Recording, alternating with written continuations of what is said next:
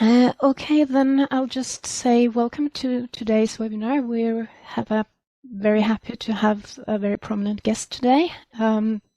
Professor Leonard Jason, perhaps you could introduce yourself and your subject. Thank you. Thank you. Delighted to be here presenting at the Norwegian ME Association in January 2023. And I've been asked to talk about predictors of ME CFS following mono. And there are some very clear implications for long COVID. And this is a collaboration I've had with a group of people from Lurie Children's Hospital, in particular Dr. Ben Katz, and we've been working together on this project for almost 10 years.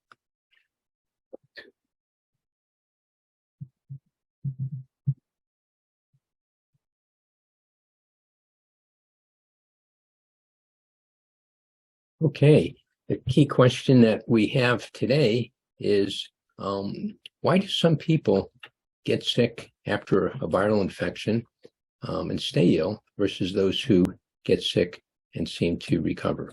So I think that's the question. The best way to answer this type question is to examine individuals prior to them getting sick to see if they might have some characteristics that predispose them to long-term illness.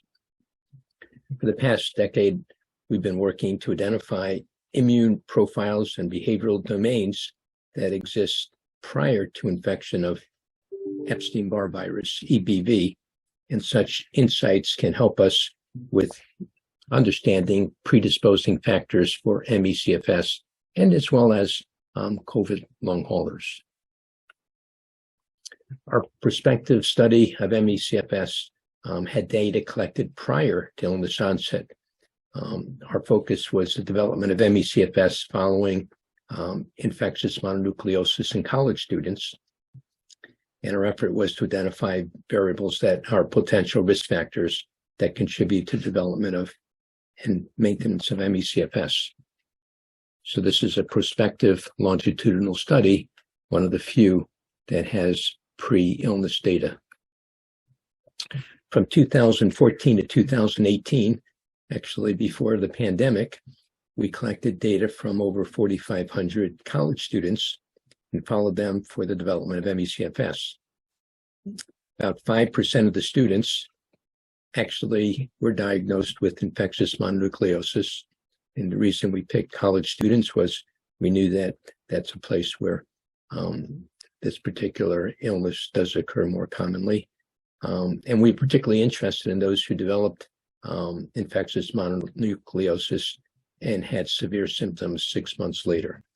And this study has been published in Clinical Infectious Diseases for those who want more information on it. Students who developed ME-CFS following infectious mononucleosis did not have significant pre-illness or baseline differences on stress, coping, anxiety, or depression. I think that's important to indicate that those particular psychogenic issues were not predictors. We also found baseline pre-illness deficiencies in a number of immune markers, and particularly those who had more severe ME-CFS. And that suggested some predisposing irregularities in the immune response for the pre-data. So in specific, baseline deficiencies in IL-5, 6, and 13 occurred in those who had more severe ME-CFS, and we'll define what severe means. That really means meeting case definitions like the Canadian consensus criteria or the Institute of Medicine.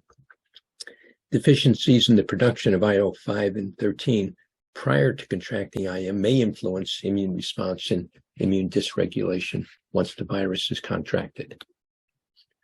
One of our studies, which was published also later in Fatigue, Biomedicine, and Health, looked at networks of cytokines. Cytokines are proteins, and we wanted to kind of see issues of membership, modularity, eigencentrality, and mean degree. We don't need to know specifically about those concepts, but this is what network research is about. This gives you a more specific example. The cytokines on the left, the proteins were in control, people who did not develop ME-CFS after mono. The ones on the right, actually those who went on to develop severe ME-CFS following mono. And these particular cytokines are from pre-illness data, pre-mono data. In other words, during the baseline conditions, were there differences in their immune systems? And as you can see, there's separate groupings in the control compared to highly clustered are those in the ME-CFS on the right. So yes, the red looks at pro-inflammatory cytokines, the blue at anti-inflammatory cytokines, the gray are mixed or unknown. So you can see different patterns are occurring in the baseline data. So those who went on to develop more severe ME-CFS following mono had more centrality or dense interconnected cytokine networks, at least 6 weeks prior to the onset of infectious mononucleosis.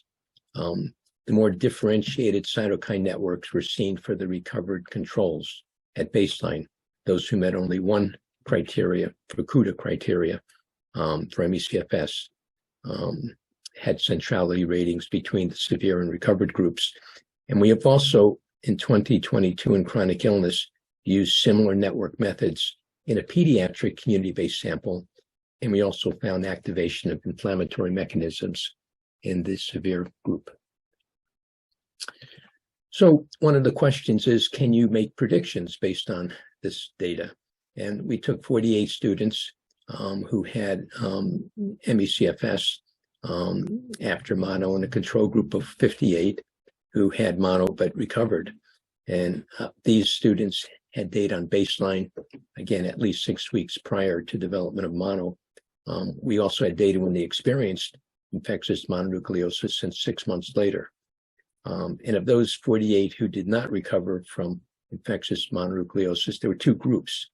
30 were classified as ME-CFS and 18 as severe ME-CFS, or meeting more stringent case definitions involving the Canadian criteria or the Institute of Medicine. And this is kind of how we defined general ME-CFS meeting Fukuda, were those who had at least Fukuda and Canadian and the Institute of Medicine. Those we considered more severe. And those who recovered were labeled controls.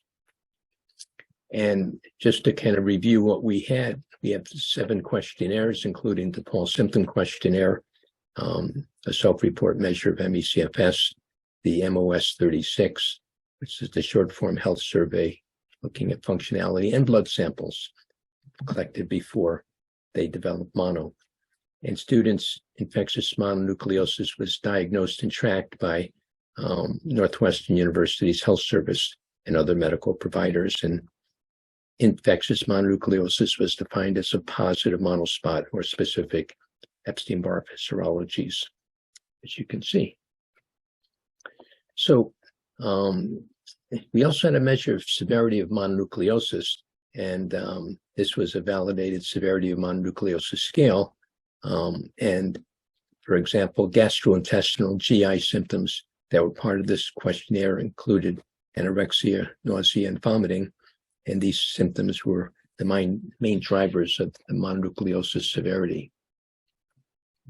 And for cytokine analysis, we used the following cytokines, as you can see, and each plasma sample was run in duplicate. And again, this is plasma pre-illness data before mono. And for statistical analysis, we use something called the receiver operating characteristics, and 54 items from the DePaul symptom questionnaire and 16 cytokines. These were all pre-illness variables. And we used what's called random forest classification. That's kind of called data mining, or some refer to as artificial intelligence. Were conducted to separate the patients with severe ME-CFS from controls. And again, we had this pre-illness data, and we also had stomach pain, bloating, irritable bowel were the three baseline DePaul symptom questionnaire features found to be most predictive. So if a person had stomach pain, bloating, irritable bowel prior to getting mono, that was predictive of basically not recovering. In addition, decreased levels of IL-5 and 13 were the two baseline pre-illness immune cytokines found to be most predictive. And these baseline pre-illness features were included as predictive features. And an index was created, had a score from 0 to 24, frequency and severity of bloating, stomach pain, and irritable bowel. And then we standardized and centered to 0 and some to create a metrics. And the immune system was subtracted from the clinical metric due to an inverse relationship between these anti-inflammatory cytokines and severe ME-CFS. And severity of mono, this is when they develop mono. The participant experienced severe gastrointestinal symptoms. When they had mono, it was rated as absent or present. This clinical score was multiplied by the outcome. So if a participant experienced severe gastrointestinal symptoms at the time of mononucleosis, the clinical metric was doubled. And you can just see this is the index, kind of normally distributed. And the AUC for this analysis was significant, with the sensitivity of about 0.78 and a specificity of 0.21. So what that means is patients with stomach pain, bloating, and symptoms of irritable bowel at baseline, and lower levels of IL-13 and 5 at baseline, and severe gastrointestinal symptoms when they contracted mono, had nearly an 80% chance of developing severe ME-CFS 6 months following infectious mononucleosis. That just kind of gives you some more data on predictive mono, and again, cutoff points.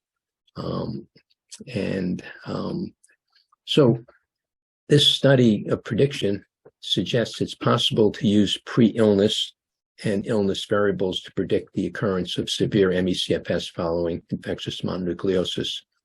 We showed that those who developed severe ME-CFS 6 months following mono had more baseline gastrointestinal symptoms and abnormal immune markers, and had worse gastrointestinal symptoms at the time they developed infectious mononucleosis. And these signs and symptoms at baseline at the time of infectious mono thus appeared to predict the development of severe ME-CFS 6 months following infectious mononucleosis, and allowed us to develop a model. And if validated in different populations, it might be useful to predict development of severe ME-CFS and other post-viral illnesses, such as long COVID, certainly. Our study also shows the importance of gastrointestinal symptoms for development of severe ME-CFS, and it's of interest that the original Fukuda case definition did not include gastrointestinal or autonomic symptoms among those that qualified for a diagnosis of ME-CFS. And gastrointestinal symptoms such as nausea, bloating, and vomiting may be linked to autonomic dysfunction. And our findings also are consistent with emerging literature that gastrointestinal distress and autonomic symptoms should be considered important symptom categories for ME-CFS. And similarly, myself and Dr. Ben Katz found that days spent in bed since pediatric infectious mononucleosis, it's a different sample, along with autonomic dysfunction 2 months after diagnosis, were associated with pediatric post-infectious ME-CFS at 6 months. So that's in a different data set, again, suggesting that autonomic dysfunction seems to be kind of an important area for us to understand better. In addition, IL-13 and 5 were implicated as risk factors for the development of severe ME-CFS following infectious mononucleosis. There's evidence in human and mouse models that IL-5 and IL-13 contribute to the pathology associated with ulcerative colitis. IL-13 is thought to play a key role in pathophysiology of ulcerative colitis, Crohn's disease, and IL-13 blockade is a promising therapeutic strategy. However, it should be noted that in patients with Crohn's disease, there's an overproduction of IL-13, whether in patients with severe ME-CFS. In our present study, IL-13 was lowered. It's also interesting to look at some other data sets that have examined some of the same issues. In an adult survey of participants who reported having developed ME-CFS prior to the age of 18, 246 out of 617 adults, when they look back to prior to getting ME-CFS, 40% experienced gut problems. This is a paper that's in press right now, and it was based on a survey that Cord Johnson did in one of his websites. In addition, a factor analysis of the DePaul symptom questionnaire with 299 PASC or long-haul patients, during the first 2 weeks, gastrointestinal factor emerged, but not present at 6 months. And that's in a paper by Dory and Jason. So again, it's interesting that this gastrointestinal issue could be somewhat important for us to better understand. So the next study that we embarked on involved the same participants at baseline. Just to review, at least 6 months prior to development of IM, we had blood samples. We had them when they experienced infectious mononucleosis, and 6 months later. And the current study that I'm going to talk about is looking at 18 classified as severe. These are the ones who met the Canadian criteria or the Institute of Medicine, and 18 who are classified as controls. So just looking at these two groups and seeing if there's any differences. And metabolomics was kind of what we were examining. And this allows investigators to better understand which metabolic pathways are dysregulated in a number of different diseases. 4 metabolites may signal metabolic pathways that contribute to breast cancer, for example. Abnormal metabolism of branched chain amino acids may explain a substantial fraction of the increased risk of breast cancer experienced by women with an elevated body mass index. Those are just some examples of why this metabolic work has been so promising in other areas. And metabolic predictors might also therefore be associated with the subsequent development of post-viral fatigue following infectious mononucleosis. And that's why in this study we examined that. So metabolomics was examined in college students before illness onset, as I've been talking about, for students who ultimately recovered following IM versus a matched controls who developed severe ME-CFS. And again, sample sizes of 18 and 18 matched. And we used what's called a non-parametric Mann-Whitney test to look at the metabolites with significant levels adjusted using Bonferroni correction. So we had quite a few comparisons at the 0.01 level. So to be significant, they had to meet this probability level of 0.00038. So they had to be rather significant if we were going to count them as a significant difference between the two groups. And we looked at peak area value between the severe ME-CFS and recovered groups. And we found 8 metabolites. We found this level of significance. And these are the 8 metabolites you can see here. And this is the values of controls. And you can see the probability values are pretty high here in terms of differentiating the groups. So let me just go a little bit through some of these metabolites. SAM is part of 1-carbon metabolism, a methyl donor for epigenetic regulation. Glutathione is part of the glutathione metabolism. Cysteine is an amino acid, participates in a variety of pathways, including glutathione in metabolism. Thymine is modified and used as a cofactor in several TCA cycle enzymes. And as you can see, this gets a little bit complicated, so I'm not going to go into too much detail here, but let me kind of try to kind of get the larger picture as to what this result might mean. The severe ME-CFS and recovered groups were classified using binary logistic regression with significant features.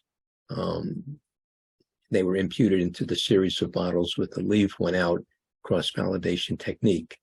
And this is really a series of binary logistic regressions to classify the two groups.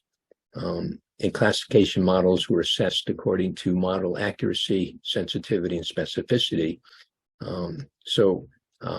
What this all means is that with this pre-illness data, we were able to correctly classify those who had severe ME-CFS from recovered controls with an accuracy of 97%, a sensitivity of 94%, and a specificity of 100%. So those are pretty remarkably high numbers. And again, suggesting that it is possible to look at pre-illness data and make some predictions of who, when they're basically infected with something like the Epstein-Barr virus, might not recover versus those who do. So, in summary, we identified potentially dysregulated pathways that are essential for proliferating cells. And it's particularly during a pro-inflammatory immune response, and that's consistent with irregularities in cytokines that have been reported. And this latter correlates with literature supporting oxidative stress in the pathophysiology of ME-CFS. And it may be reflected in the differing concentrations seen in our participants at baseline who did and did not develop severe ME-CFS following infectious mononucleosis, as these metabolites also play a role in mediating or preventing oxidative stress. So we think that there are implications where this says candidate markers for predicting development of severe ME-CFS 6 months following infectious mononucleosis in college students. And it suggests changes in metabolic pathways that may plausibly contribute to the pathophysiology of ME-CFS in general. And these findings reinforce biological differences between those who fully recover following infectious mononucleosis and those who go on to develop severe ME-CFS 6 months later. So we think these data might have some implications for COVID. And let me go into some of those implications now. And in general, I think there's a lot that we have learned in ME-CFS that could have implications for what currently people think of as kind of long COVID, or kind of some people refer to it as PASC, P-A-S-C. It would be instructive to determine, for example, if the same predictors identified those who are predisposed to severe COVID-19 and or long-haul COVID. So in a recent study, reactivation of latent Epstein-Barr virus was a predictor of PASC or long haul. And those reporting gastrointestinal PASC, SARS-CoV-2 specific and CMV specific cells exhibited unique dynamics. This was a study by Su in 2022. So again, it's suggesting that once people are infected with COVID, SARS-CoV-2, for some of those individuals, we see a reactivation of latent EBV, and that does seem to be important predictor. So that's why it's so important for us to be able to actually study those who have just EBV initially, and how they differ from those who have long COVID and possibly EBV develops after. those would be two important groups to study, as well as those who first developed EBV and developed ME-CFS and then were later infected with SARS-CoV-2. So all these types of comparisons are actually pretty important for us to better understand what's going on with these post-viral illnesses. So just to let you know, we're currently doing a 6-year follow-up of this sample of students. NIH provided us funding to basically compare. We're going back to look at these thousands of students who we have baseline data on and compare their baseline pre-illness variables to their current states. And we're including asking them whether they have been exposed to COVID or not, or whether they have long COVID symptoms 6 years later, because that's when the pandemic occurred following our collection of these data. So I think that one of the important lessons from some of this research, besides what I've just mentioned about kind of long COVID and what we can learn from the ME-CFS field, is that there might be broad case definitions versus more narrow research case definitions. And I'll kind of say clinical broad versus research narrow. And clinical broad might best be thought of as having someone meeting maybe the Fukuda criteria, and that would be, ME-CFS broad versus ME-CFS narrow, which is always involves at least having post-exertional malaise, and those case definitions could very well be within the Canadian consensus criteria, the Institute of Medicine, or MEICC.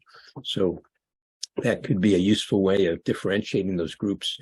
And those people who don't meet the kind of criteria of ME-CFS Fukuda or ME-CFS or research could be just called chronic fatigue. So you could really have three groups. Those who meet chronic fatigue, which are probably the largest group, those who meet, and about 4 to 5% of the population has chronic fatigue, 6 or more months of fatigue. And some of those have a more broad ME-CFS, meeting 4 out of 8 criteria Fukuda, and then a more narrow group, which we think of maybe as the research criteria, would always include at least having post-exertional malaise. And that's, again, a much smaller group of people. So differentiating folks into these diagnostic categories has, for our group at DePaul University, been extremely helpful in the last few years as we've tried to make the types of predictions that I've been discussing with you today. So let's kind of look at what happens over time with post-viral illnesses, and that could also have some important significance for long COVID or PASC.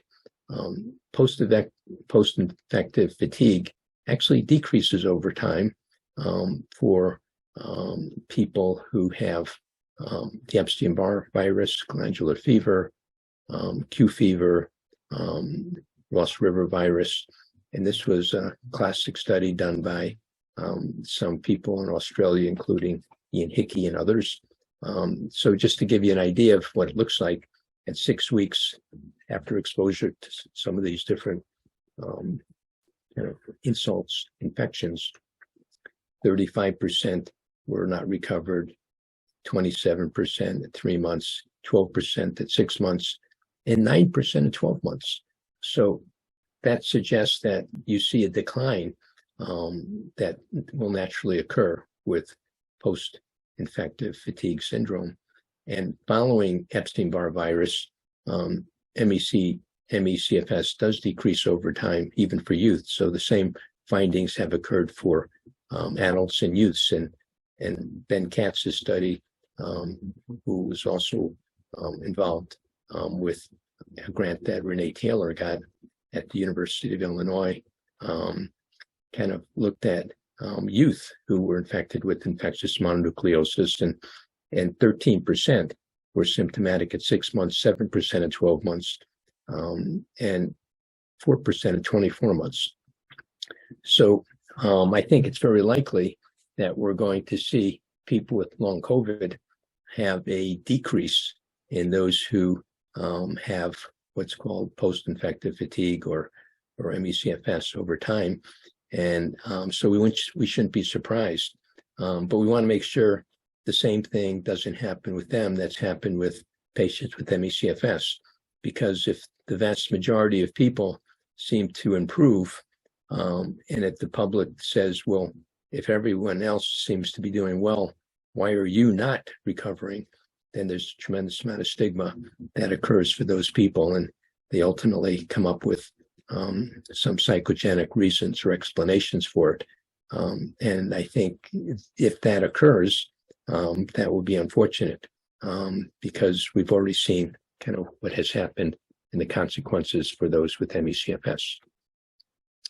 And in one study that we have recently published, we found, as predicted, a percentage of those meeting criteria for ME-CFS reduced over time, from kind of early on to 6 months later. So we see this, that in symptoms do seem to improve, and even those who meet ME-CFS criteria early on versus later. And I might add that we have a study that we have recently done, just to mention why these instruments are so important, and to have validated, well-constructed ones. And I'll talk maybe a little bit more about why ME-CFS, and particularly the more restricted case definition of using post-exertional A's, is so important for our predictive models. Another question is, are patients aware they have ME-CFS? And in work that we did in the 1990s with an adult sample, where we did a random community sample of over 18,000 that we contacted by phone, and then brought in those who had some of the symptoms. 90% of those we identified as having CFS had not been previously diagnosed by a physician prior to participating in the study. And in a pediatric community-based study of over 10,000 youth aged 5 to 17 that we completed many years later, 95% not having been previously identified. So again, in work with ME-CFS, it's important to use methods that rely on more than asking patients whether or not they have the illness. So as an example, and the implications for long COVID is that those with long COVID, in a study that we kind of recently actually published, only of those who reported they had ME-CFS in a long COVID sample, 71% met criteria. So again, there's a lot of people who actually have report that they have ME-CFS, and a lot of them actually don't meet criteria. And even more interesting, of those who did not report they had ME-CFS, in other words, they're saying they don't have this illness, 40% did meet criteria. So in other words, many individuals who think they have ME-CFS do not meet these types of case definitions, and others are not aware they have ME-CFS. In addition, many healthcare practitioners have difficulties in making accurate diagnosis, as they're not familiar with established ME-CFS case definitions. So to determine if patients might have ME-CFS, psychometrically sound instruments need to be used. So really what I'm talking about is that there's a need to use validated instruments to assess symptoms and whether a person has ME-CFS or not. And in our group at DePaul has been using the DePaul Symptom Questionnaire, which assesses symptoms, whether a person has ME-CFS, and it's really being used in countries around the world, including Norway, where I was just kind of reading a paper that used our instrument in a large study that is now being written up and sent out for publication. In addition, we've created a short form that has only 14 items, and it can assess patients in 5 minutes. And although we think the 54 longer item, the pulse symptom questionnaire, has some unique properties to characterize the illness, if you're just looking for a diagnosis, the short form, which is just 14 key items, can determine if a person meets criteria for an ME-CFS case definition. At least one can differentiate the major ones. And this is an example of why we think it's important to look at both frequency and severity of symptoms. The field started in the 1980s, and at that time, basically, they just looked at, does a symptom occur or not? The problem is the somatic symptoms of ME-CFS are actually pretty common in the population. So occurrence doesn't actually do a great job of differentiating patients versus controls, because a lot of controls have some of the patients, have some of the symptoms, such as like unrefreshing sleep. However, a lot of people then move towards saying, well, we need to look at the frequency of the symptoms, not just the occurrence, and that was an improvement. But what happened was, it turns out that you're not very good at differentiating. Like, for example, fatigue. Fatigue is something that occurs very frequently in people with major depressive disorder, as well as ME-CFS. So you can't differentiate a symptom, key symptom like fatigue, versus those two conditions. But if you bring in severity into the equation, you can then differentiate major depressive disorder and ME-CFS. And again, you can see that something could be frequent, for example, a little of the time, and be severe or very severe. But if it only occurs, once every couple months, it's not going to be impacting. And in addition, something could occur most of the time, but very mild, like pain, but it's not kind of really incapacitating. So that's why you want to really look at frequency and severity. So Marks recently took our pulse symptom questionnaire, looked at item scores of patients with ME-CFS, and they correlated 0.90 with those of patients with long COVID. And again, that suggests strong similarities among these two patient groups. And classifying patients into broad clinical versus narrow case definitions, as I mentioned, can really push our research forward. And these are just some examples. We have a study published in 2021 where we looked at, again, more research case definitions and saliva biomarkers of fatigue, concentrations of 2 peptide fragments, was really able to differentiate the groups. And in another study, as I mentioned, more dense interconnected cytokine networks, at least 6 weeks prior to onset of infection. And I talked about that study earlier. And also more gastrointestinal distress and autonomic symptoms, along with several immune markers. And I also talked about that study. And of course, the metabolite differences with 97% accuracy. All these studies differentiated those from a more general, broad clinical case definition versus a more research case definition. By differentiating the participants in those different groupings, we were able to make actually more sophisticated, better predictions. In terms of future research, we need to examine comorbidities and risks that compromise immune function, including obesity, diabetes, old age, emphysema, cardiovascular disease, high blood pressure, smoking, vaping, marijuana, products of any sort, drug use. Better understand predisposing factors in development of COVID-19 and maintenance of symptoms, and lay the groundwork for better understanding post-infectious outcomes in a variety of diseases.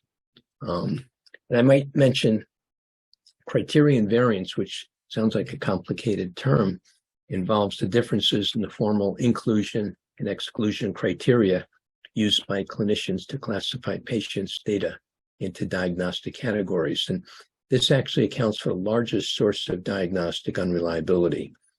And criterion variance is most likely to occur when operationally explicit criteria do not exist for diagnostic categories, or when there are varying criteria for contrasting case definitions. And we certainly see this in the ME-CFS field over the last few decades.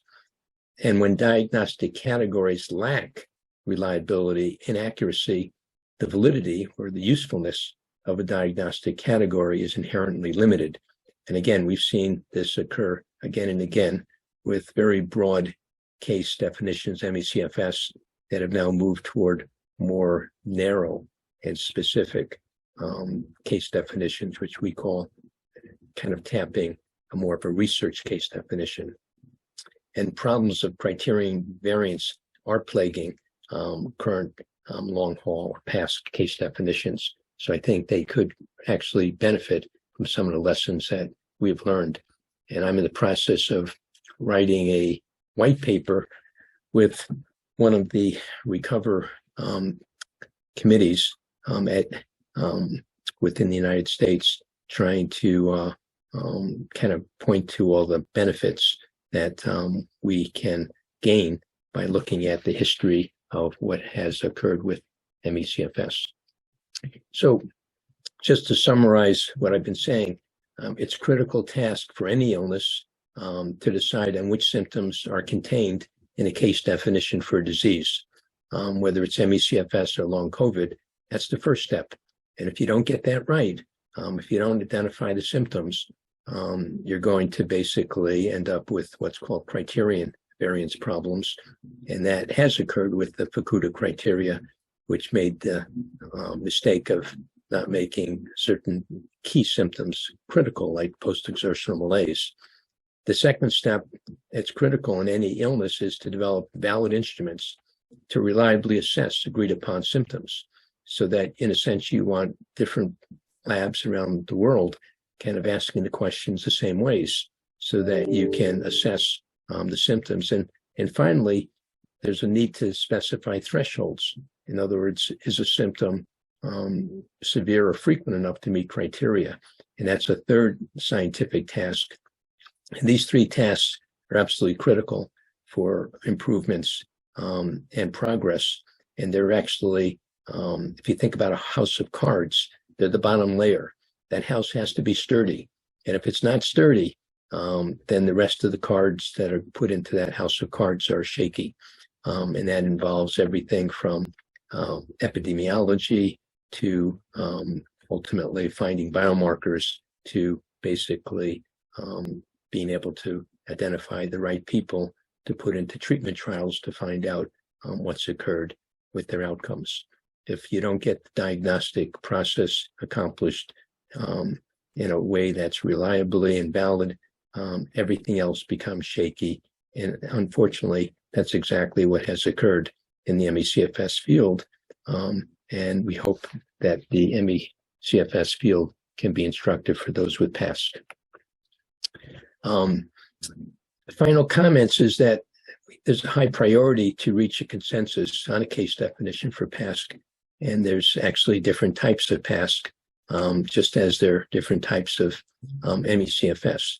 And we can learn experiences from ME-CFS. And if you get it right, if you basically are able to, use the type of right questionnaires and have the right symptoms, the accuracy becomes very good with predictive models. And a paper that I'm now working on with Jacob First, who's in our computer science school at DePaul, using data mining techniques, has actually looked at a sample of people, first couple of weeks of being infected with PASC, kind of SARS-CoV-2, and then 6 months later. And we looked at those symptoms during the early stages using, again, a reliable case definition. the Pulse Symptom Questionnaire. And with 8 symptoms, we were able to predict with incredible accuracy those who went on to develop ME-CFS, over 95% accuracy. And the reason we were able to do that was because we had dealt with the issues that I've been talking about. And what's most interesting is that the items that seem to be predictive during the early time and 6 months later of COVID were actually mostly post-exertional malaise items. And this is a study that I just kind of talked about with a prediction of about 95%. And that's an article that we're currently working on. All right. I promised to spend about 45 minutes, and if you can believe it, I'm right at the 45-minute point. So thank you all for listening, and I'm happy now to have an opportunity to answer some of the questions that you might have. Okay, thank you very much. It's been very interesting. There's one question here already, and I have a number myself. So, but I'll start with one that we've got. Thank you so much for taking the time to giving us a talk today. In Norway, there are medical professionals who say that it does not matter which diagnostic criteria you use and whether PEM is included in the diagnostic criteria, since there are no differences when doing standard tests on all patients with different versions of chronic fatigue. And I could add that this is a study where they looked at a number of immune markers and did not find any differences in those immune markers, but it was a small sample. But this study is still being trotted out all the time as a reason why PEM is not necessary for diagnosis or for inclusion in studies. And the person who's writing here says, how would you try to convince them that PEM does in fact matter? Well, there's lots of studies out there that do suggest that having more differentiated case definitions from a broad to a more research one does help us differentiate the samples. And for the last period of time, I've been just going over some of the data that suggests that. In terms of other studies that have not found differences, I would bring up several issues, although I'm not sure which study they're referring to, but sample size is important. If you don't have power in your analysis, you can not find any differences. What's the probability level if you have a small sample? And I think that's important to consider. I think the other question that I bring up is, how did you make the diagnostic decisions that they meet different case definitions? I think that has to be done very carefully. And as we said, you can't just ask people whether they meet an ME-CFS or meet any of the criteria. You have to see if they actually have the symptoms that are representative of those case definitions. So there are multiple ways that researchers can have conclusions that might have methodological problems within them. So I think that those who say that there are not advantages to more precision in terms of requiring PEM, I would say I think there's a growing body of literature that would refute that particular claim. Okay, thank you. You talked a lot about gastrointestinal problems as a risk factor for developing ME. For me, that creates another question: why do people have these gastrointestinal problems? And have you taken samples where you can look into the microbiome? So there are some people in the United States who are doing this type of research at Columbia, for example, Hanson's group. And we have not actually done that type work, but it would be very interesting to do that. We have kind of a, we certainly have an interest. And I think, given the importance of gastrointestinal issues that has been coming up in just a number of studies, that would be a clear way of gaining more information. And I think, that's an important domain for future research. You talked about a decrease in the number of patients who had problems, a decrease over time after both mono and other diseases, that the number of people who had symptoms decreased over time. For me, that I just wonder, when do you think is the right time to set an ME diagnosis? So I think that, and this goes with really all the post-viral, post-bacterial, and a variety of different insults to the body. That a lot of people, the majority, get over it, and the majority of people seem to recover. But the key question is, why do some people not?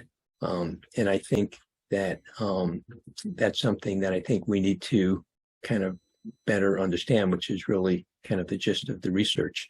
I think that the reason we're doing a 6-year study follow-up of our sample is because that's what you want. You want kind of longer-term follow-up data, and that's what we're currently collecting data on people who we've had in our study when they were just college students, and now we're going back many years later to see how they're doing. Most researchers don't have that type of funding to do that. But I would say that clearly at a year or 2 years, that will give you a better sense of kind of whether those symptoms get maintained. But if it's true that symptoms do decrease over time, and I think there's pretty convincing evidence of that, then the question becomes, if your symptoms don't decrease, how does society treat you? And that's something that I kind of alluded to. So some people do not recover. And do we basically blame them and say that they have some type of depressive state or anxious state, and it's psychogenically mediated? And I think that there will be some efforts by researchers to do that. We have one study, for example, where we have interviewed 5 youth who basically had long COVID. They didn't recover after their viral infection. Their families had a medical professional in each of the 5 families, and they, in our qualitative research that we did, they told us that it was really difficult to get people to believe their kids were sick, to find people that could help them. And even though they knew the medical establishment, they ran into one problem after another. So if that's the situation with people with resources and knowledge and training and knowing the healthcare system to help protect their kids, what happens with other people who don't have those types of resources or information? And that's one of my concerns, that those people who don't recover are going to not be treated well. And the stigma in a recent study suggested up to 90% of people experience stigma who have long haul symptoms. That is very classic to what we see in the folks who have ME-CFS. So let's just hope that around the world, with so many people that have been affected by this new kind of viral insult, SARS-CoV-2, that we are able to compassionately help these individuals more so than has occurred up till now. Yes, we had a patient survey in Norway with nearly 6,000 respondents, asking them about their experience with the course of illness. And it was quite scary to see that there's only about 20% who said that they were either stable or getting better. The other ones had either very large fluctuation, I think about 35%, and the rest of them said they were steadily getting worse. And of course, we don't know what the reason is for this. We also found that it was, on an average, it took 5.9 years to get a diagnosis. And you could ask as well, what does that do to people? Because there's even more stigma when you do not have a diagnosis and you're just constantly having problems but showing up negative in all tests.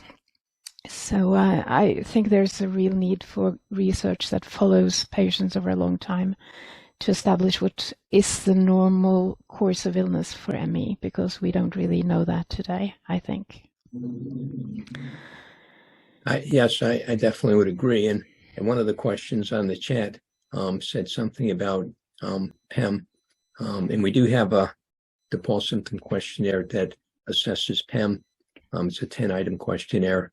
And we also have one that basically is a short form. It's a 14-item that's used for diagnosis. So we've got a lot of the pulse symptom questionnaires, and we're actually developing one now that is kind of automated, where web-based, where you kind of start filling stuff out and it takes you different routes as to what you might be interested in learning. So we're trying to make it kind of computer-based. So there's a lot of places that we can go. But I think, all the things we're talking about is really, how do we basically do appropriate assessment and diagnosis? Yes. And I think for far too long, we've assumed that we know a case if we see a case. And that's just not the case.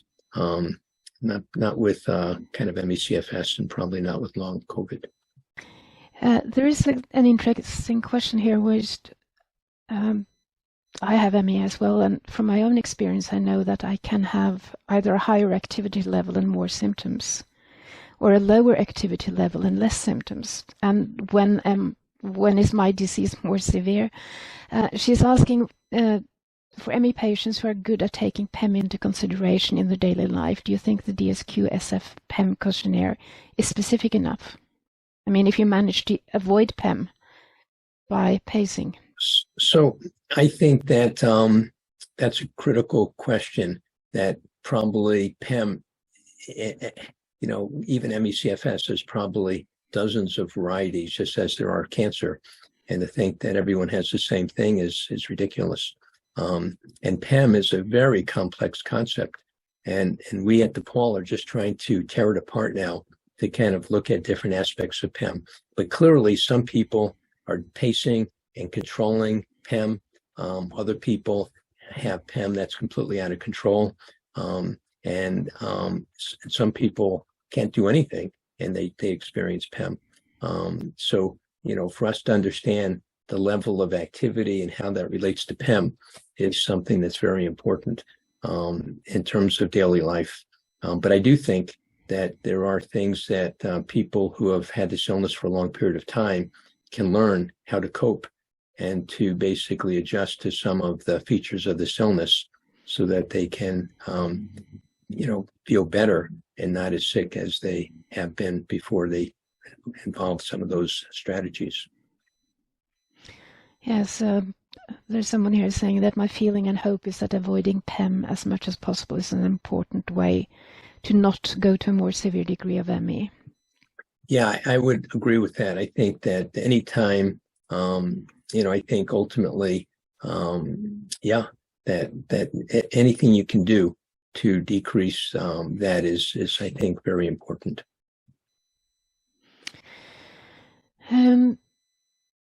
there is one question here about whether you know Professor Paul, a neurologist looking into calcium channel dysfunction in ME. I'm not quite sure about if I got that right.